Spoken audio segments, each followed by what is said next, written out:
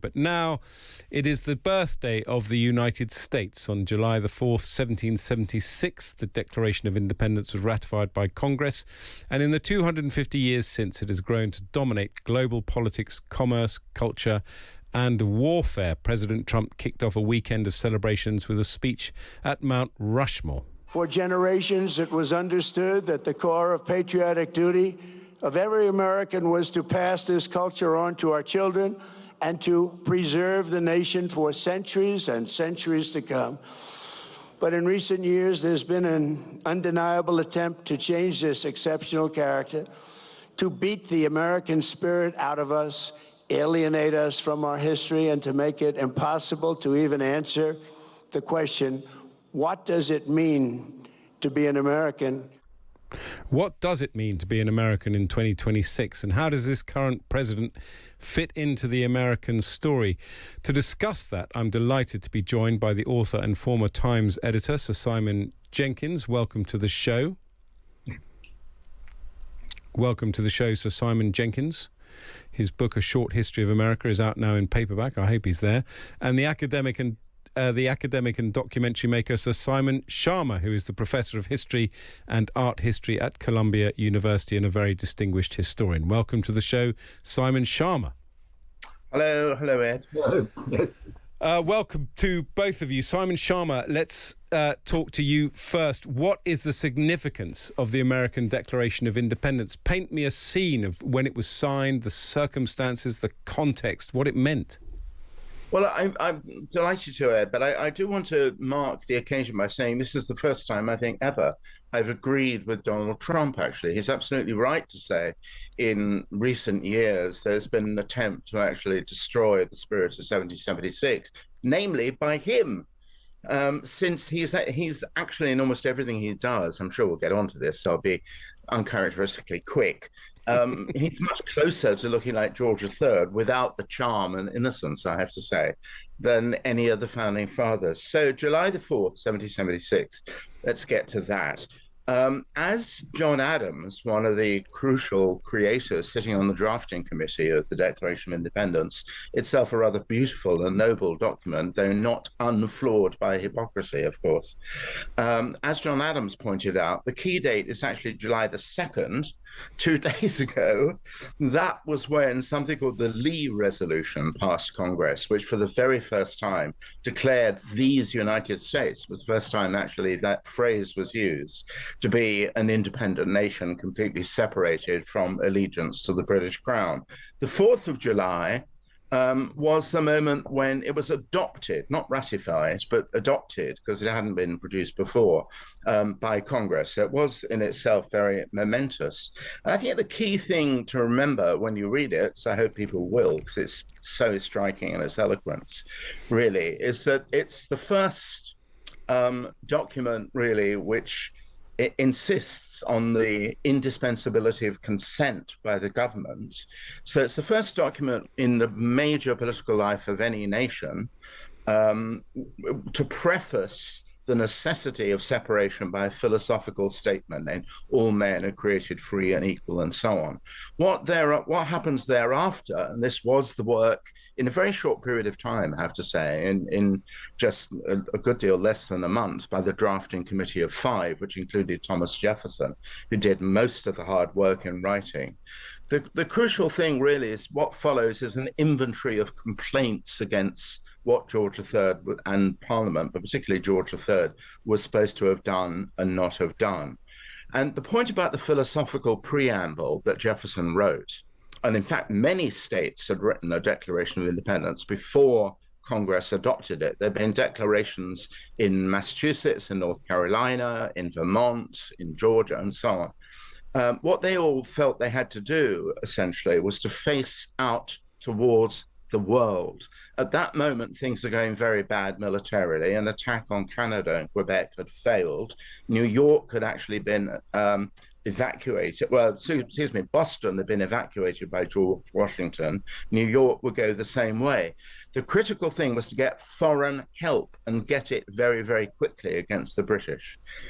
So you couldn't really do that unless you actually made a statement that here we are in effect, an independent nation, and we represent a cause. We represent the cause of liberty. And eventually, of course, not just the French, but the Dutch and the Spanish would accept the offer. And that would make all the difference in the war. And Simon Schama indicated that there is an element of hypocrisy about the Declaration of Independence because, of course, many of the people who drafted it were slave owners, and when they said all men were created equal, they meant white men, not slaves, and not women. But I think Simon Schama is obviously right. This was a fundamentally a declaration of global importance. It was a nation being born which put, as it were, the rule of law at the centre of its creation. Well, I put the emphasis rather differently from how Simon's done it. The most important thing about this document was that it was an attempt to produce a union of 13 old English colonies, very English colonies, very diverse English colonies, each quite different from each other. It was full of imperfections, goodness sakes, it's 250 years ago. But the most important thing was, could they possibly live together?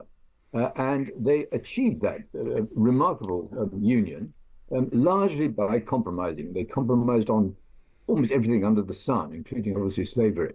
And this lasted 100 years, 200 years, in its imperfections. The reason why I think it's so important to study the Constitution and the Declaration of Independence, which are quite different documents, is that they held the Union together. It did not fall apart like South America did, or like Europe was constantly doing while this Constitution was being evolved.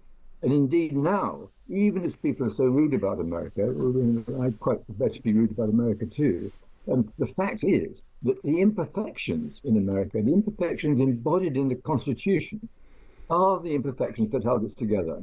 And the reason why I admire America so much is it's had a Constitution for 250 years that was designed for 13 tiny English counties, in effect, that is still in place. It is still holding the country together. That country is the most successful in almost every sense on earth. And I do think just occasionally we ought to praise America for its ability to stay in one piece this long on the basis of so many imperfections in the system, not the perfections in the system. That's why I admire America. Yes, the Constitution, the Declaration of Independence, rather, and you're right to say the Constitution is a very different thing, held together the 13 colonies, Simon Schama, but it's also a reminder from Simon Jenkins that this was just the beginning of the birth of America, because in effect the American War of Independence was a civil war between loyalists and rebels, if you like. The French were still there, the Spanish were still there, Canada was created as a result, and of course the process took 87 years to reach the next stage, which was the American Civil War. So America was founded in a messy and had a messy history. Yeah, I mean, I don't disagree with Simon, but on the other hand, you know, those things which were eventually, I mean, America's constantly kicking the can down the road, really, and they did it from the very beginning, which isn't to say that the Constitution, which is a radically different Constitution, essentially is a how-to manual, how to make a government, which is being someone sitting here in New York violated almost every single week by the present administration. We might or might not talk about that, but I want to say that there was a kind of extraordinary kind of consciousness of betrayal at the very beginning. One crucial moment, if anybody can, please look up the original first draft of Thomas Jefferson's. It's a beautiful document. It's much more prolix than the eventual Declaration of Independence. Congress took a very sharp editorial knife over just 2 or 3 days before July the 4th. The original document has Jefferson, the slave owner, who is in Philadelphia with his own personal slaves, making a passionate statement to how America could not possibly be born unless it abolished the slave trade. Jefferson, John Adams with him as an abolitionist, George Washington decides to free his slaves only at the death of his wife, I have to say. Jefferson never does this. So there's extraordinary sort of schizophrenia about him that is also the case in America. And, you know, when Simon Jenkins talks about, well, it's lasted you didn't say this, Simon, I'm putting words in your mouth, unproblematically, but the Union sort of survived. It didn't survive. You know, hundreds of thousands of men were dead as a result of the Civil War. It was an absolutely violently traumatic moment. And the Gettysburg Address, possibly one of, if not the greatest political statement there's ever been, was essentially given at the cemetery by Abraham Lincoln, as he said, in order to dedicate America to the proposition that a state founded on equality could endure, because actually that endurance was not at all a given. One should say 100 years earlier, 200 years earlier, I'm getting all my dates wrong, as this particular historian always does, in the centennial celebrations of America in 1876 was also the year in which Reconstruction, the attempt to truly create a racially just America, was completely abandoned. And if in America now, really, the Supreme Court is chipping away catastrophically at the Voting Rights Act of 1965, another great speech, by the way, by Lyndon Johnson when he presented it to Congress, chipping it away at a bipartisan consensus of the principles on which America lives or dies. Let's talk about then what it means to be an American today. Donald Trump, Simon Schama, you've been mentioning him so far. It is... I mean, the American Republic is dying in front of it. Well, that's the point. Is that the point, Simon Jenkins? Part of me feels that because America was born in, the Wild West, the frontier, the individualism, that Trump is just a manifestation in some ways of a particular facet of the American character. All I'm really saying is that the most extraordinary thing about America is its survival. Everything else is in a sense tangential. It didn't fall apart at the Civil War. The Civil War was it holding itself together eventually. The genius of the Civil War was that it didn't actually lead to the abolition of slavery, or at least a segregation. At every turn, America has done unfortunate, unhappy, cynical, wrong things, a very imperial power in much of its time. But through it all, it's held the Union together. And that union has always strived, not always successfully, to do what it says in the Declaration of Independence. It is on the whole been on the side of freedom and goodness. And that's what I admire about America. And now we have a situation in which I think it's being put to the ultimate test. Someone like Donald Trump would be a dictator almost anywhere else on earth. In America, he's going to last about another year. And I think that out of the Donald Trump experience, America will be sharpening up its constitution, as I hope it will. It'll be correcting things he did wrong. It'll be doing what it's done so many times in the past, which is taken hold of a rotten president and tried to undo the things he did that were so rotten. And to me, the worse America seems, the more amazing it is that it gets out of it afterwards. And that's why I remain an admirer of America. Simon Schama, is America going to get out of it? I'm not sure I share Simon Jenkins' confidence that it will course correct if Donald Trump leaves office, and I use the word if advisedly. No, well, you know me, Ed. I'm the world's most glass half full person, and I've been living here for nearly half a century, actually.